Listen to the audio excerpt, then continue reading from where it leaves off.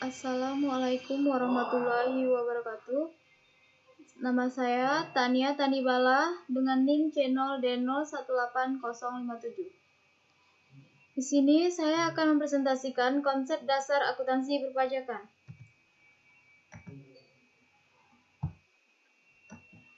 Yang pertama, karakteristik informasi dalam laporan keuangan. Laporan keuangan merupakan salah satu bentuk pertanggungjawaban perusahaan kepada para pemangku kepentingannya. Laporan keuangan adalah catatan informasi keuangan suatu entitas yang dapat menggambarkan kinerja entitas tersebut pada suatu periode akuntansi. Laporan keuangan dibuat untuk menyajikan informasi mengenai kinerja perusahaan dan bangunan untuk mengambil keputusan bisnis. Laporan keuangan ada 4. Yang pertama, relevan. Relevan maksudnya adalah laporan keuangan di dalamnya harus memuat informasi yang dapat mempengaruhi keputusan pengguna dengan membantu mereka mengevaluasi peristiwa masa lalu atau masa kini dan dapat memprediksi masa depan. Yang kedua, andal.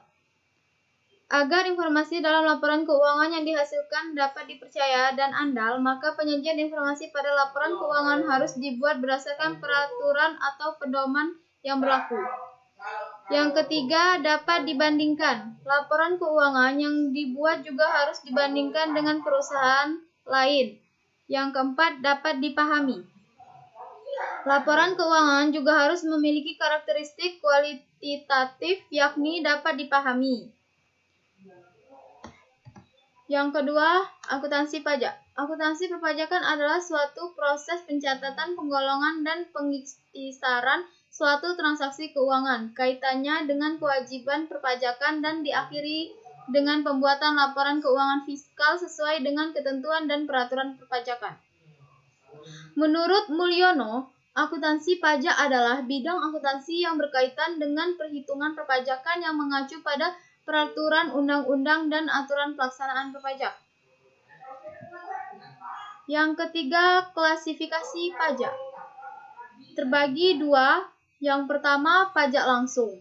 Pajak langsung adalah pajak yang harus dibayarkan oleh wajib pajak secara langsung tanpa perwakilan yang besarnya nilai pajak tersebut telah diatur oleh UUD perpajakan dan pada tersebut dikenakan berdasarkan jumlah penghasilan dan kekayaan yang dimiliki.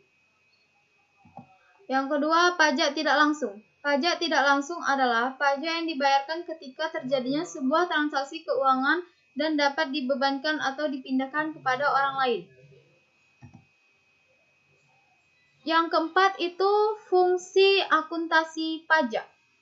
Fungsi akuntansi pajak itu ada 4. Yang pertama, untuk membangun kesadaran pajak.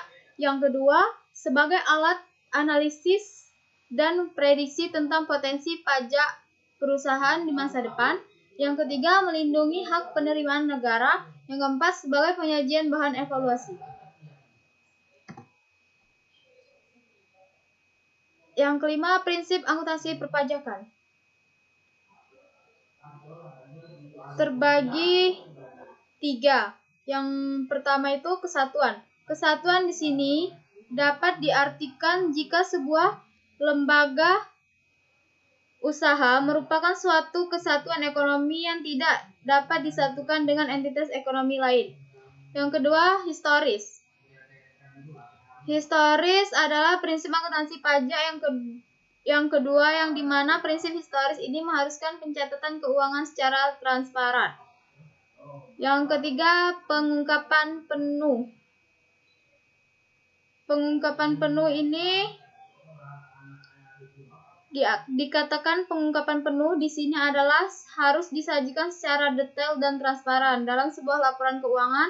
Perhitungan laba yang ditahan juga disarankan untuk diinformasikan agar lebih detail dan transparan.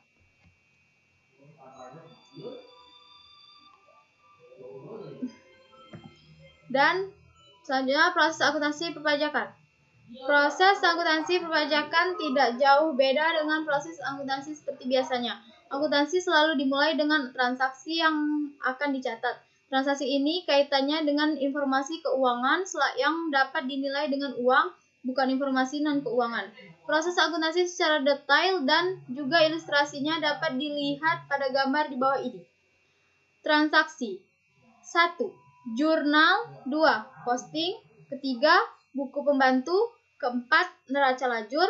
Dan kelima, laporan keuangan komersial. 6. Rekonsiliasi fiskal. Dan ketujuh, laporan keuangan fiskal. Selanjutnya, akun akuntansi perpajakan. PPh pasal 21 itu akun ini digunakan untuk mencatat pembayaran yang dilakukan di muka dan setelah diperhitungkan dengan SPT tahunan PPh pasal 21 ternyata kelebihan bayar oleh perusahaan.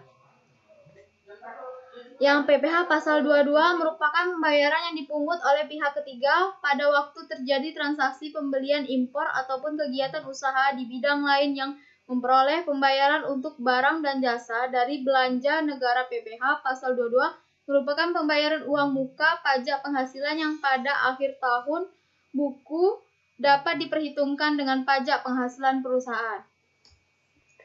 PPh pasal 23 merupakan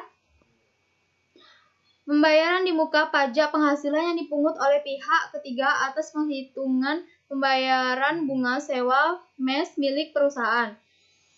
PPh pasal 24 merupakan akun yang menampung pembayaran pajak yang dibayar di muka fiskal dan penghasilan pembayar perusahaan dari luar negeri. PPh pasal 25 merupakan akun yang didebet atas setiap pembayaran angsuran bulanan pajak penghasilan. Dan selanjutnya fiskal merupakan akun yang menampung pembayaran pajak atas fiskal keluar negeri atas nama perusahaan dan dikredit saat perhitungan dengan SPT badan tahanan. Yang ketujuh itu PPN masukan. Didebet sebesar jumlah yang harus dibayar oleh perusahaan pada waktu pembelian barang atau jasa kena pajak.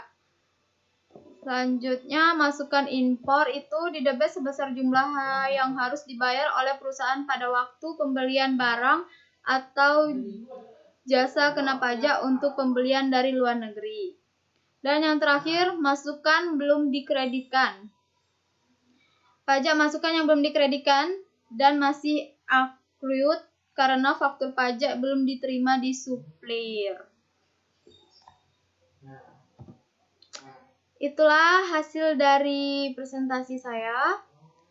Terima kasih. Saya akhiri. Assalamualaikum warahmatullahi wabarakatuh.